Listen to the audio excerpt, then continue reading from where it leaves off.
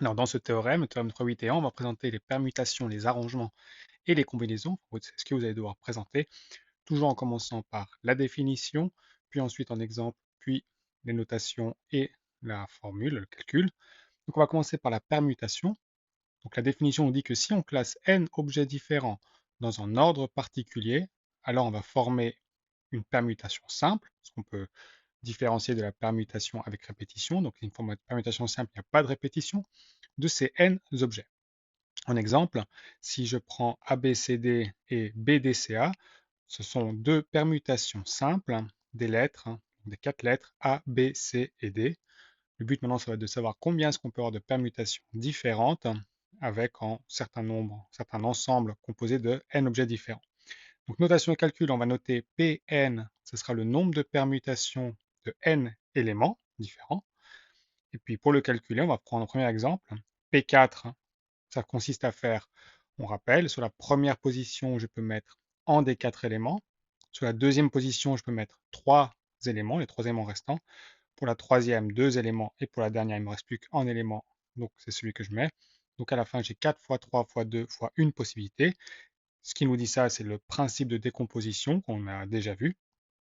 Et donc, ça donne 4 factoriels, la notation, quand on fait 4 fois 3 fois 2 fois 1, et ça donne 24. Donc, il y a 24 permutations possibles dans l'ensemble à 4 éléments. On va noter Pn de manière générale. Pn, le calcul, va être n fois n-1 fois n-2 fois 3 petits points jusqu'à arriver à 3 fois 2 fois 1. Donc, on va multiplier toutes les possibilités. On a d'abord n possibilités pour le premier emplacement, puis il nous reste n-1 éléments pour le deuxième, puis n-2 pour le troisième, etc. C'est toujours le principe de décomposition. Donc ça correspond à n factoriel. Donc le nombre de permutations qu'il existe de n éléments est n factoriel. On passe maintenant aux arrangements. Donc pareil, on va d'abord définir. Si parmi n objets différents, on choisit R objets, donc avec R plus petit que n, donc on choisit un sous-ensemble de n, et on les classe, donc on leur donne des positions dans un ordre particulier, alors on forme ce qu'on appelle un arrangement simple, donc là aussi c'est simple parce qu'il n'y a pas de répétition des éléments, de ces R objets parmi n objets. On va prendre un exemple. Si je prends par exemple les lettres A, B, C, D, E et que j'aimerais faire des arrangements de trois lettres, alors je peux mettre par exemple ABC, je peux mettre aussi CEA, DAE, ce sont tous des arrangements simples de trois lettres parmi les lettres A, B, C, D, E. J'aurais pu mettre aussi B, C, A, donc réutiliser les mêmes lettres, mais dans un ordre différent, parce que dans arrangement, il y a rangée, et donc dans rangée, il y a en classement des différents éléments. Pour pouvoir compter le nombre d'arrangements possibles qu'on a, donc ici, on peut par exemple mettre la liste des arrangements, ABC, ABD, ABE, etc. Donc c'est oméga, c'est l'ensemble des arrangements. Pour compter le nombre d'arrangements, on va le noter déjà ARN. ARN, c'est le nombre d'arrangements simples de R objets parmi N. Donc par exemple, dans ce cas-là, ça aurait été A3, 5, le nombre d'arrangements qu'on a de 3 lettres parmi 5 lettres. Et quand je calcule A3, 5, je vois que pour la première lettre, je peux choisir une des 5 ici. Donc j'ai 5 possibilités. Une fois que j'en aurai choisi une, j'aurai plus que 4 possibilités pour la deuxième lettre et j'aurai 3 possibilités pour la troisième lettre. Et je m'arrête là parce que je dois mettre que 3 lettres. Donc c'est 5 fois 4 fois 3. Ce qu'on peut écrire différemment, on peut l'écrire comme 5 factoriels sur 2 factoriels. En effet, 5 factoriels, c'est 5 fois 3 fois 2 fois 1. 2 factoriels, c'est 2 fois 1. Donc il y a tout qui se simplifie. Il reste que 5 fois 4 fois 3. C'est une notation surtout plus rapide pour écrire, parce que lorsque j'aurai 10 éléments à écrire, 10, en 15 fois 14 fois 13, 10 fois, ça commence à devenir long à écrire. Donc j'ai une notation qui est beaucoup plus simple ici, où je peux l'écrire sous la forme 5 factoriel sur 2 factoriel, et plus facile à mettre aussi dans la calculatrice, qui correspond en fait à 5 factoriel sur 5 moins 3 factoriel. Et donc là, on a les mêmes nombres ici qui apparaissent, et donc c'est notre formule. Si finalement on veut pouvoir compter le nombre d'arrangements qu'on a de R objets parmi n, la formule générale va consister à dire je fais n fois n-1 jusqu'à r moins plus 1. Donc ça correspond à n factoriel sur n moins r factoriel. Cette formule-là correspond exactement à ça. Ça, c'est peut-être plus intuitif, c'est le calcul qu'on fait. On pense à chaque fois à combien de possibilités sur chaque place on a de mettre en élément. Et ici, c'est une formule qui est plus facile et plus rapide à calculer, par exemple sur la calculatrice. Dernier des trois qu'on a à voir, la combinaison, c'est-à-dire des cas de probabilité, définition.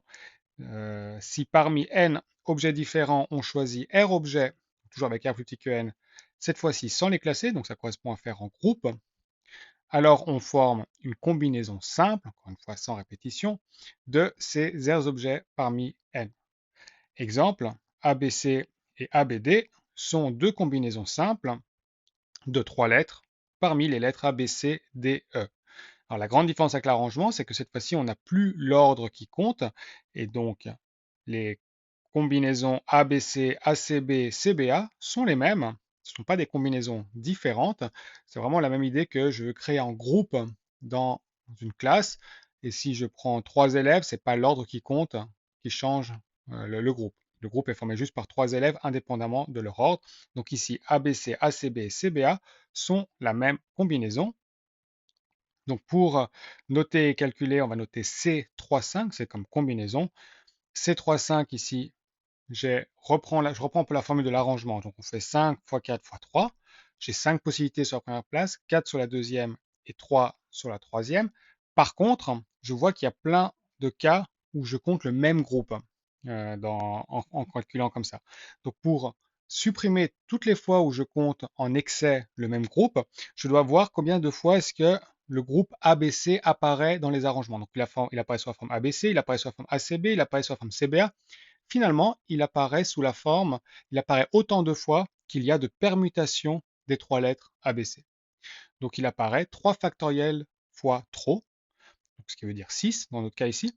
Donc je dois diviser par 3 fois 2 fois 1 pour avoir le bon nombre de combinaisons, pour ne pas avoir la même combinaison qui apparaît plusieurs fois. Donc chaque combinaison apparaît sous 6 arrangements différents. Donc je dois diviser par 3 fois 2 fois 1 pour obtenir le bon nombre de combinaisons, ce qui peut se noter comme A35, donc ça, ce calcul-là, on l'avait vu juste avant, ça correspond à A35, divisé par 3 factoriels, ou encore, si on met tout en un seul calcul, A35,